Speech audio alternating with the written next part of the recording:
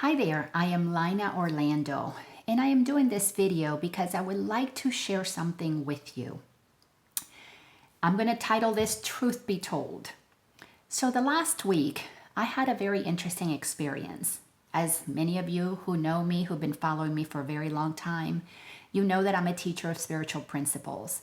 I like to share how I began my spiritual journey back in 2002, and I began to experience an awakening and all of the transformations that took place within me. This is the week of April in 2020. Specifically, today is April the 17th. The reason that I wanted to share this with you is because I've had an incredible awareness, a clarity. I have crossed a threshold for me in my journey. You see, this past week, I made an announcement, as I do with everything that I experience. I put it out there because I believe that the only way for any one of us to really live a peaceful life, it requires that we become transparent. For relationships to succeed, there needs to be transparency. For a person who is on the spotlight, to be trusted, they need to be transparent. And what I do know for sure is that in the work that I do, assisting people go through their own awakening, one of the things that has to be done, you cannot skip this step, is to look at all of our secrets, to look at everything that we have hiding within us. This is called our shadow. And the reason we have to look at what's been hiding inside of us is because that's what blocks us from expressing the light of who we are. We cannot be authentic.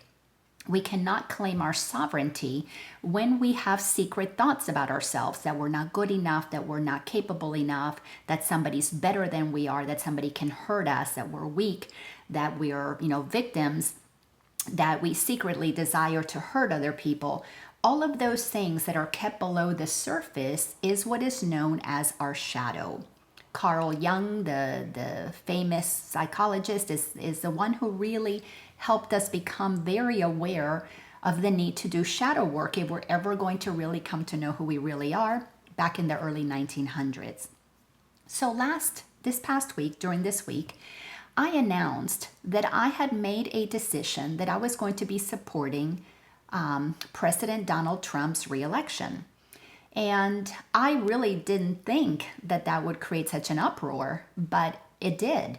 And it took me aback because I was not expecting people who are in my circle, people who are spiritual, people who operate from love and from tolerance and not judging.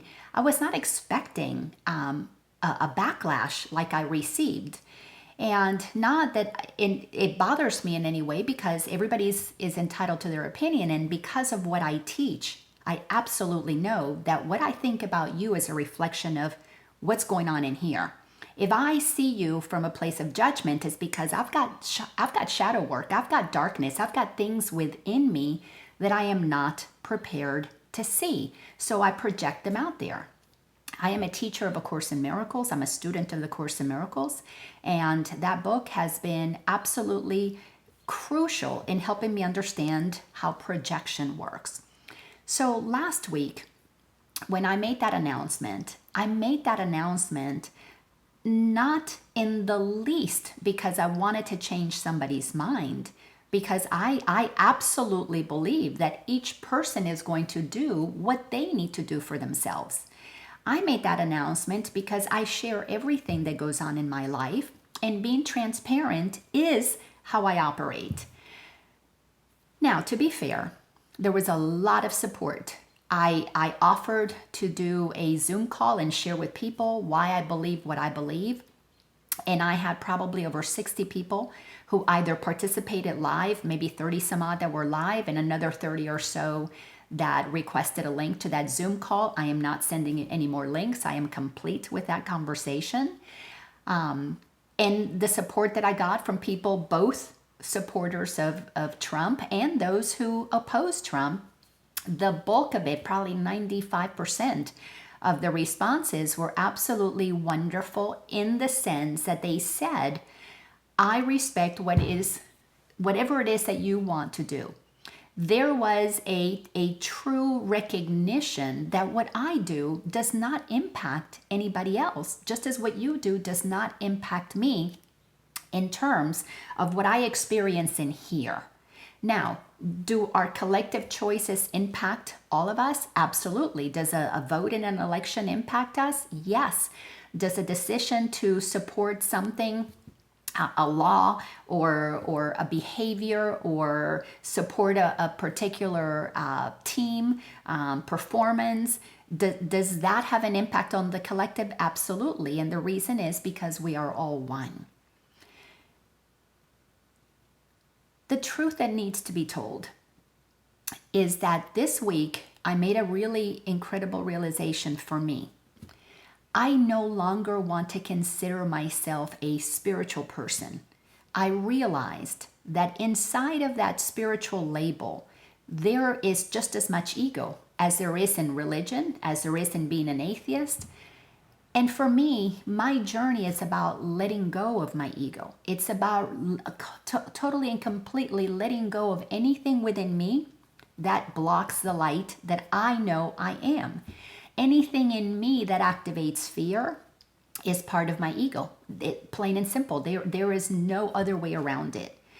And entering the spiritual journey is part of the process. We must all become totally and completely desensitized to our spirituality, and that happens even when we are studying religion.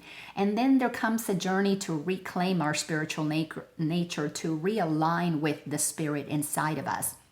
But then comes the moment when we let go of being spiritual.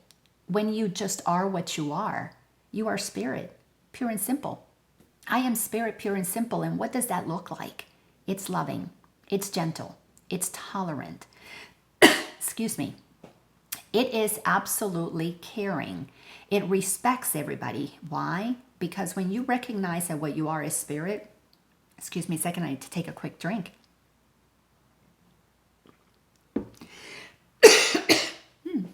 Excuse me.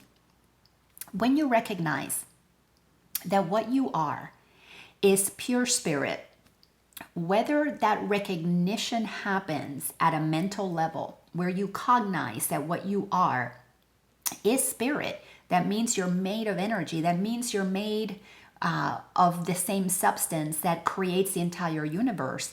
That means that you understand that you and God are made of the same thing. So when the religion has taught us that we're made in the image of God, we then need to understand what God is. And instead of making God in our image a human-like qualities, a bearded father on a cloud somewhere, we really need to understand what God is and then accept that we are made in its image. And for me, the image of God that I have cognized intellectually, but has become my practice to feel it, to live it, to embody it, to recognize it as the truth of who I am. But more importantly, which is a sign of the maturity that happens when we're moving on this journey to awakening, is the recognition that so is everybody else. I cannot claim that I am spirit and have it be my truth. It can be intellectually, I know it, but it cannot be my truth until I know that that is the truth of you as well. So this journey of becoming spiritual allows us to get our head filled with a lot of information, but when that information is not moved into embodiment so that you are the living, breathing expression of it, it can be just as dangerous as religion. We can judge from our I'm so spiritual and you're not. I know because I have done that. I had to work through a part of this journey for quite a few years when I was married to my former husband, Ken. And I had to move through that spiritual judgment, that spiritualized ego, which is what I call it, where I thought because I was a teacher of spirituality, because I was spiritual, I knew more than he did, and I could judge him according to my knowingness. Well, that just simply showed me that I wasn't embodying what was in my head. I had it in my head, but it wasn't being lived as Jesus has taught us to do, as many other teachers have taught us to do. Martin Luther King Jr. taught us that. He was very peaceful. He wasn't going around bashing people because they didn't believe what he believed. He wanted to be an example of what he knew he was, the presence of love and not fear. So when I received quite a few, judgmental comments from these wonderful spiritual people that I totally, completely saw them as the expression of love, but then all of that got targeted towards my decision, I realized I really want to up my game.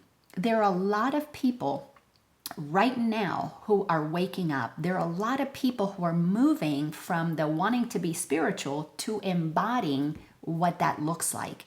And you see, I have come to understand that we go through two awakenings. The first one is really a self-awareness. It's a self-realization. It's when you begin to wake up to the fact that there's more to you than you thought. When you begin to dive inside to see your shadow. When you begin the process of recognizing that you're not your conditioning, that you're not what has happened to you as a human. You are not just a human. You begin to realize that you're the presence of the divine, that you are made in the image of the Creator, and you begin your journey towards recognizing your wholeness, your authenticity, your magnificence. You begin to discover that who you are is eternal, that you are spirit, that you are energy. So that first awakening is a realization that you're not your story.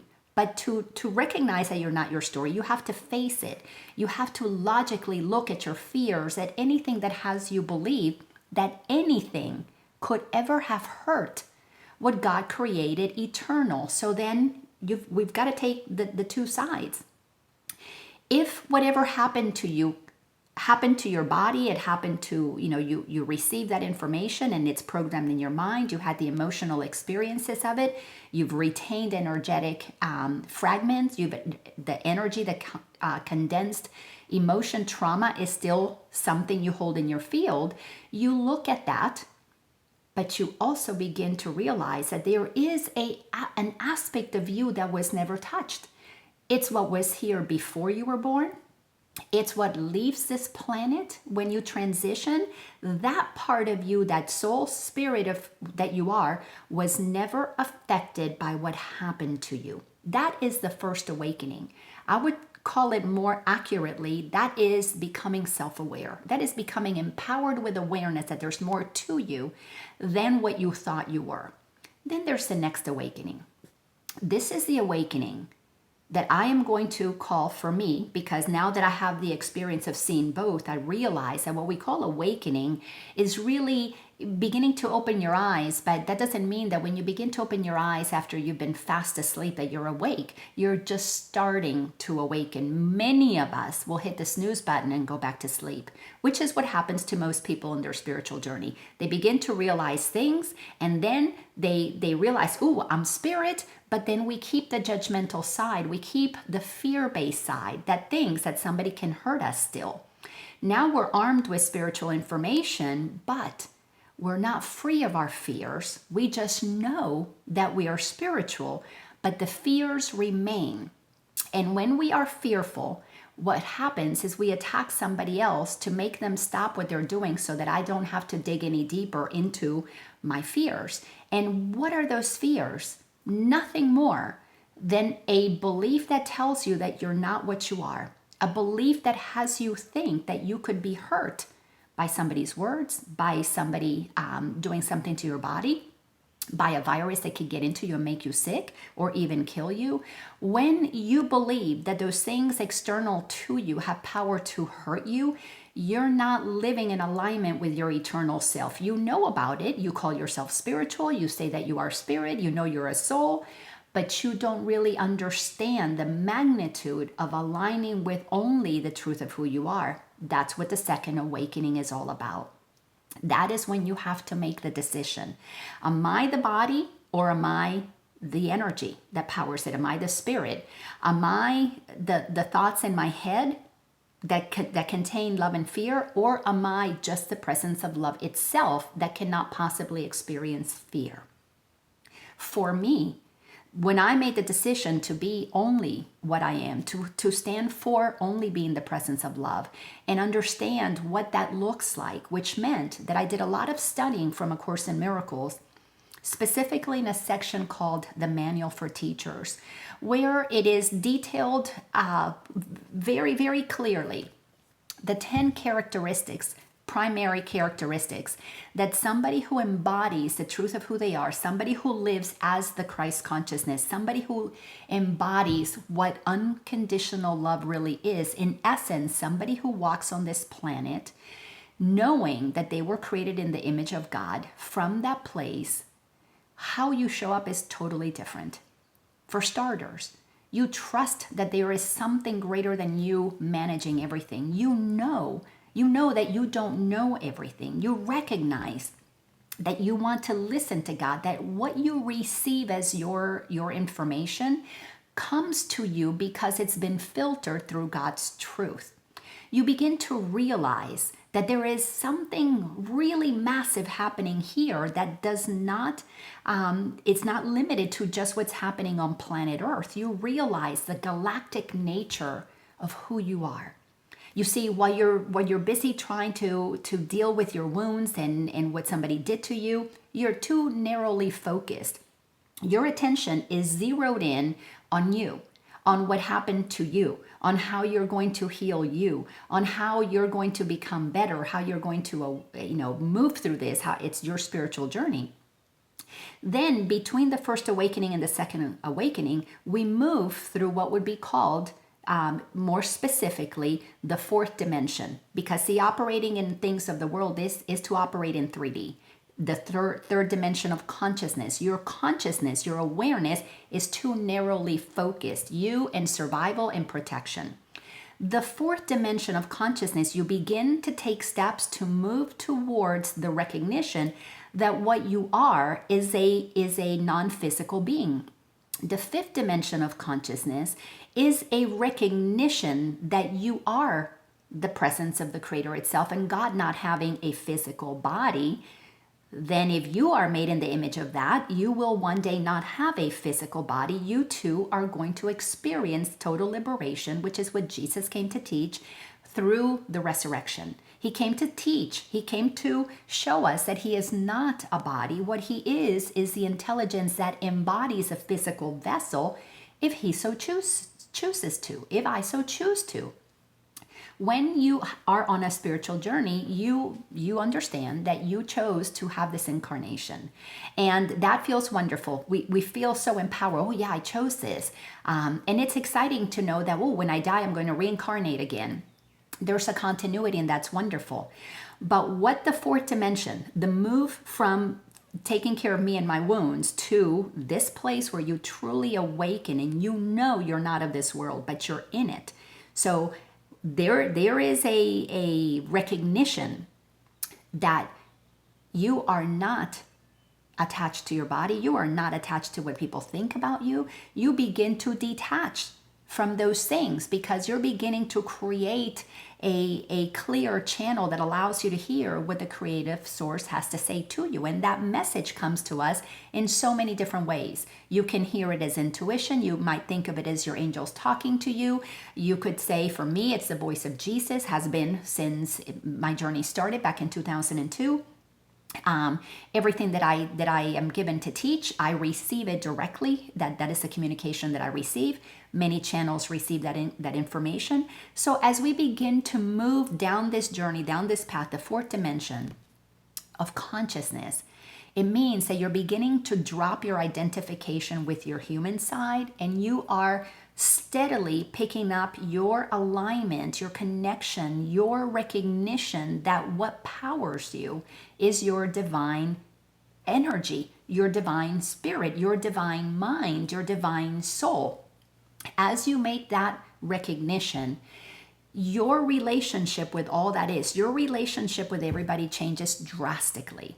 This is where you cannot judge them because you recognize that they don't know what they're doing. When somebody's protecting themselves, when somebody is in fear, they don't realize that what they're really doing is they're not clear of how powerful they are.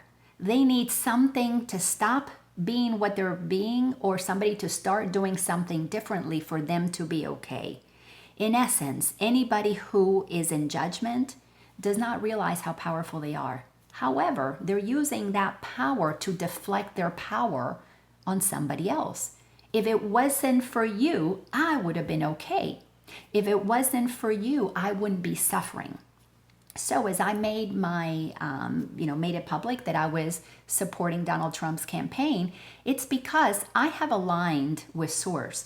I don't look at things from what's in it for me. I have moved down on this bridge as I'm making my way toward the fifth dimension of consciousness. Now, I'm not going to be in the fifth dimension of consciousness while I have a physical body, because to be 5D means that we have transcended physicality.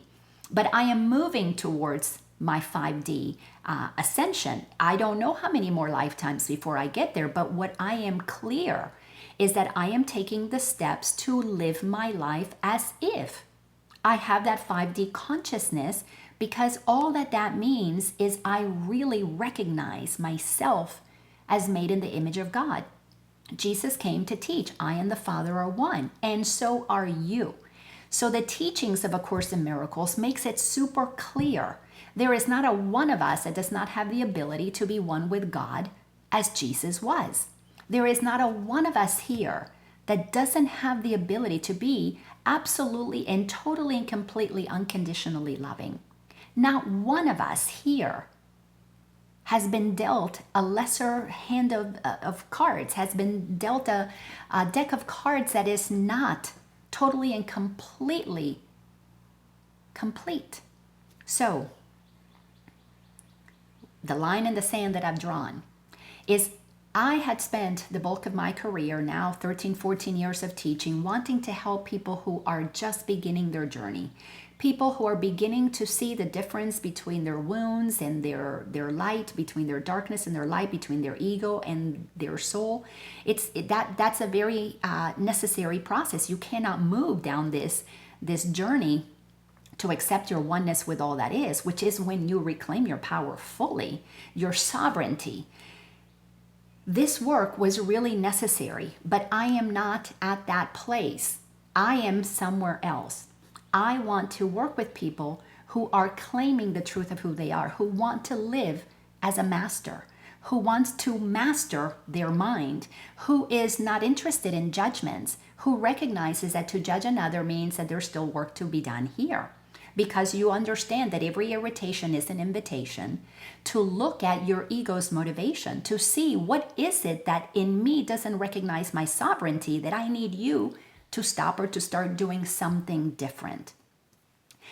So I am really clear. I am not teaching novices. I am not going to teach people who want to understand about their ego. Yes, I am going to continue to put information to create online courses that will help people see that. But that is not why I am here on the planet at this time. I am here to help people who have crossed the threshold of, it's a recognition. You've moved down that fourth dimension bridge. You are halfway through that bridge and you're leaving behind the pettiness of judgments, the idea that you're separate from other people, the idea that you need to be superior or inferior to anybody else. When you cross the threshold, that means you move down 51% down that bridge. You are committed to learning how does love show up? How does somebody who's unconditional operate on this planet? What does being in peace look like? What does compassion look like? How do I embody that? It's somebody who is really quick to realize, oh my goodness, I just said something that was unkind. Please forgive me because I was being unkind to me. When we realize that we are one, you know that what you do to another, you're doing it to yourself. And even though it might sound, oh, that's being selfish, you're just caring about yourself. Well, actually, it is being self-centered. It is centering yourself in your true self, in your soul. Because when you are clear that you are in everything that you see, because God is in everything you see, and if you've been made in the image of the Creator, you are the energy that permeates everything. You would not want to do unto another what you would not like be done unto you. And why would you do it to you if you know that you are one with all that is? Why would you judge a brother or a sister when you know that you're one with them? So the group that I am interested in working with are people who are absolutely committed to undoing their spiritualized ego, to stop being spiritual and be the embodiment of spirit. Be what you are. Be spirit. Being spiritual gives us too much permission to continue to be judgmental from a spiritualized perspective. But when you are just what you are, there needs to be no label. That's why I'm removing that label. I don't need a label. Just as I don't need anybody to approve of what I'm saying, because I only listen to God. I am under no laws but God's. I have done an incredible amount of looking within to let go of everything that blocked the truth from my awareness. And what I discovered, what everybody comes to discover, when you go deep within, you will discover that who you are is not only divine, powerful, magnificent, but you are pure intelligence, absolute and complete, unlimited potential. Now that brings me to the reason why I have to make that distinction. You see, right now, the year 2020, this entire decade is a decade of 2020 seen clearly. We have got to get really clear that either you're going to see with the eyes of God, you're going to see things as they truly are, or your vision is going to be impaired by your egoic thinking. If you're operating from fear, you don't know how powerful you are. You don't.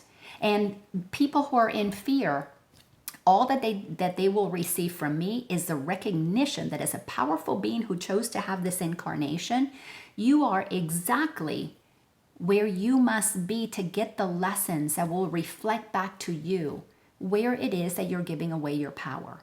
Now, I'm sure some people might think that that's pretty unkind, but nobody at all ever would have helped me if they try to keep me from facing my fears. If the teachings that I had, if the Course in Miracles would have said, oh, don't face your fears, that's terrible that you're facing fears. Let's pad you up and let's make you comfortable. I never would have freed myself to find the power that I am. Because one of the things that is really necessary is that we recognize that we are invulnerable. We are invulnerable because we are made in the image of the creative source of all that is, which means there is an eternalness to what we are. When we enter into the fifth dimension of consciousness, we are accepting fully the power that we have, which means it does not need to have a physical body, because the utilization of a physical body is to express yourself in a vulnerable way. So we come into this planet as babies. It doesn't get more vulnerable than that. But that baby is powered with a consciousness that if we were taught as children to align with that consciousness, we would be operating automatically in the fourth dimension of consciousness, not the third. In the third dimension, it is required that we forget that we are one with God. That's why religion tells us that God is out there, or we need a Messiah to help us connect with God, to have that second coming, or whatever that might be. We got to bow to something, to a location, to a direction, to a priest, somebody. And it has placed God outside of us. But God is the energy that is within us. It is the life force. When one of us has a death experience, what gets extinguished? But our life force, what is our life force? It's what powers this body. What powers this body is the creative source of all that is.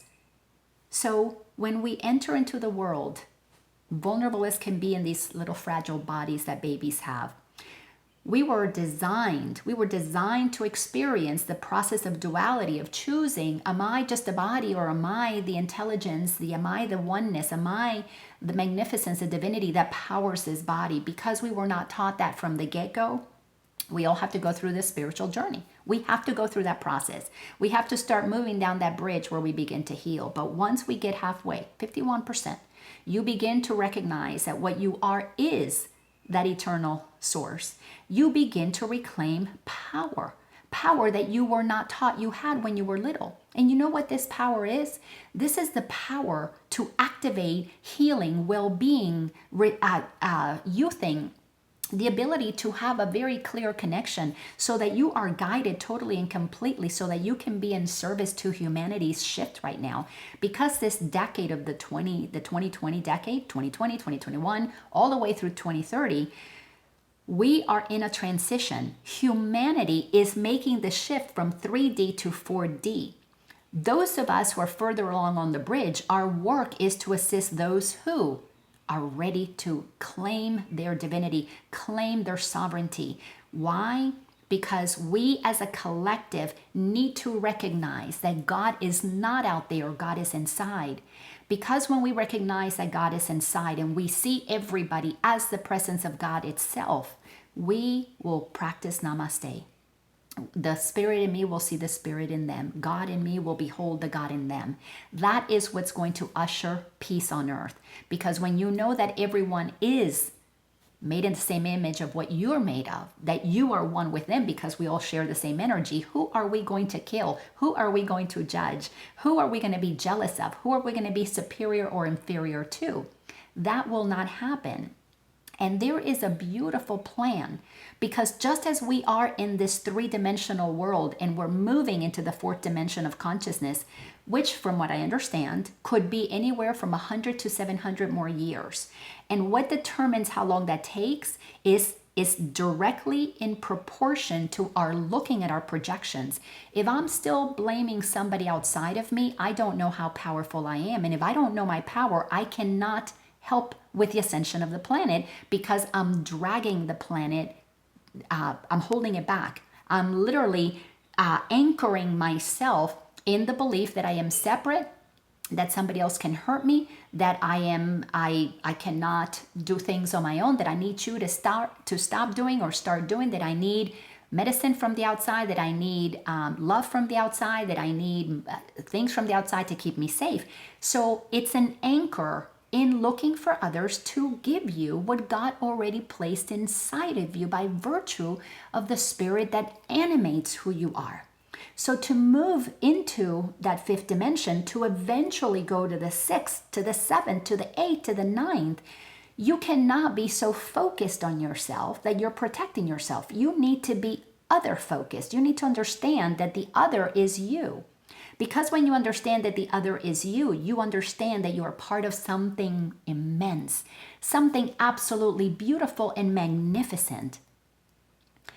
That line for me is that I want to be, I want to assist. I want to be the person who holds the hand of somebody who is stepping into owning their power. To own your power, you have got to realize that you are invulnerable. Nothing can hurt you. Truly, nothing can hurt you, because you are made of the essence of the creative source itself. Just as Jesus did not, he was not focused on him being hammered to the cross. He knew he was not his body. As the Course in Miracles says, I am not a body, I am free, for I am still as God created me. When you walk upon this planet with that level of freedom, because you are fearless, it doesn't mean that he didn't have his fear-based thoughts, that he wasn't on the cross and at some point said, oh, Father, why did you forsake me? I have those fear-based thoughts. I had those thoughts come through my mind. Oh, what if so-and-so, doesn't come to my class anymore? And I had to say, am I going to go back to the 3D world, or am I going to continue my journey and recognize they are where they are? See, unconditional love says, I cannot place a condition for me loving you. Whether you like me or not, it doesn't matter. I'm going to continue to love you. Why? Because when I love you, I love myself. I'm loving this one energy. I'm doing what I've been asked to do by the creative source of all that is, which was to be the bringer of love and light to this planet. And right now, when this planet is at its darkest, the greatest fear that is upon this planet, unlike anything we've ever experienced, is the time when we also have the most light. Many of us have crossed along that bridge far enough to go to that 51% threshold.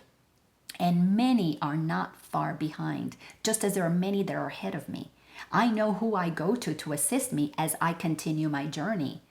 but I know who I want to help, and it's somebody who's just a step or two behind me, not somebody who's still in judgment. That is too far behind for the level of frequency that I want to experience. So last week was a powerful week for me. It helped me see that I have aligned with a movement that is not just Donald Trump. There is a movement that is supporting him. But to be able to see that entire movement, to see what is happening, you cannot be judging one person. You cannot be judging two people. Your mind has to be totally and completely clear of judgment so that you can hear the guidance that comes through you. And the guidance that is coming through me has sent me on an incredible search of why it is that I should support this being.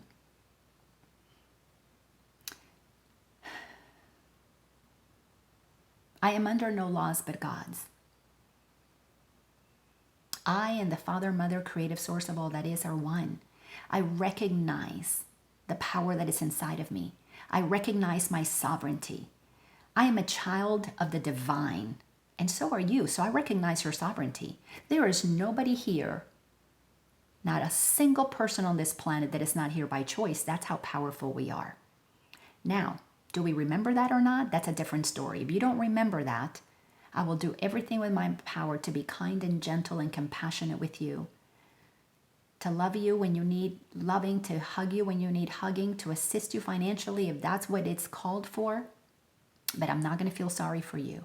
I'm not going to look at you as less powerful than what you actually are. And humanity is on the verge of seeing some really ugly things that we have done when we believe that we are powerless. Because what has happened to this planet, and the reason we have Donald Trump in office right now, is because we, for thousands of years, have been giving our power away, giving it to a government to take care of us. And when we began to look for something outside of us to take care of us, what happened is we got divided into two camps. And we believed that we had this group that follows the red team, thinks that the red team is going to support us and protect us. This group that follows the blue team believes that this is who's going to protect us. And while we were trained to believe that one of those two political parties was going to protect us, we totally, completely gave our power away. We are sovereign beings reclaiming our power. 2020s is a decade for us to face all of the ways that we gave our power away. We gave our power away to medicine. We stopped believing in the innate power within us for healing. We stopped trusting that our body was created in the image of the Creator, an incredible pharmacy itself, an incredible chemistry lab, just everything that you could possibly need within you. But we have not been trained to believe that. God is inside of us. Religion has trained us not to trust that. The education system has had us believe that we need to go outside of ourselves to become smart. That is not so. Look at any child. There's an incredible fountain of intelligence pouring through that little being. So there are many things that are getting rocked in this decade.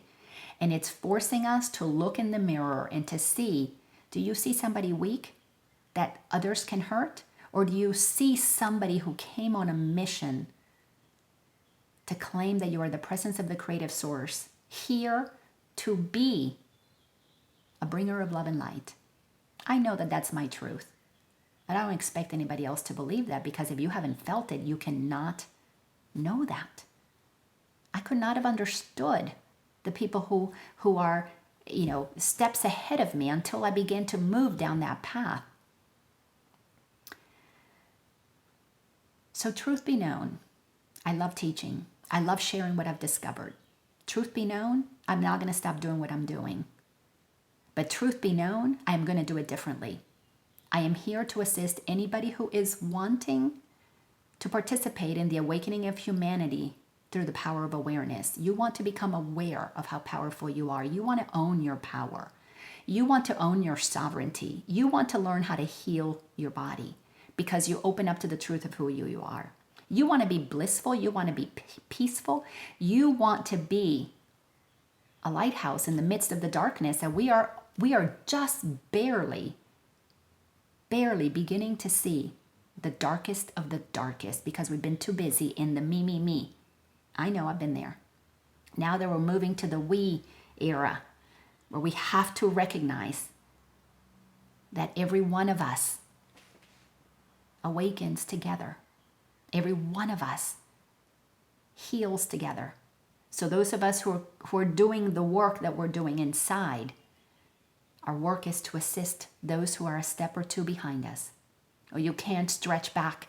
You know, if you're a 12th grade teacher, you can't also teach 9th grade and 7th grade and 5th grade and 1st grade. You can't do that. So I'm staying in my lane. I know when the students are ready, I will appear because I'm in my lane. I will stay here. I will stay here and wait for you. We're headed to an amazing time. This world is not going to be the same. The creative source of all that is, really frankly, as the Course in Miracles states, is waiting for us to claim our sovereignty so that together we can co-create heaven on earth. There is too much hatred. There's too much judgment. There's too much fear. And if we're doing that amongst the spiritual community, we got a big opportunity in our hands. And I hope that if you are one of those people who felt that you were okay in judging me because you think that I'm threatening your source of freedom, your source of safety, because you believe that the other party is going to take care of you, all I have to say is you don't know how powerful you are. Instead of being upset that I'm going to take your source of power, I encourage you to find your own source of power. It's in you. And if you learn to love yourself enough to decide to stop believing what you think is what's going to protect you out there somewhere, that I could threaten what protects you, you need to learn to love yourself enough to say, God, what would you have me do? Because you don't want to live your life in judgment, because to judge others robs you of your joy. To be in fear robs you of feeling the faith, the bliss, the love that is there. So no, I'm not upset with you. I'm excited for you because of what's coming. You're going to see so many things are not what you thought they were. This world out there is an illusion. It's been made up. We've made it up. We've given power to all of these people. But I firmly believe that the team that Donald Trump is with is the one who's going to return us to our sovereignty. I don't need anybody to believe that, because I only listen to God's voice. And I have been instructed to that if I'm going to vote, that's where I have to place my vote. Thank you so much for allowing me to share my truth with you. Because until the day that I leave this planet, and for any other incarnation that I return to, truth will be told through me. Thank you all very much. I love you.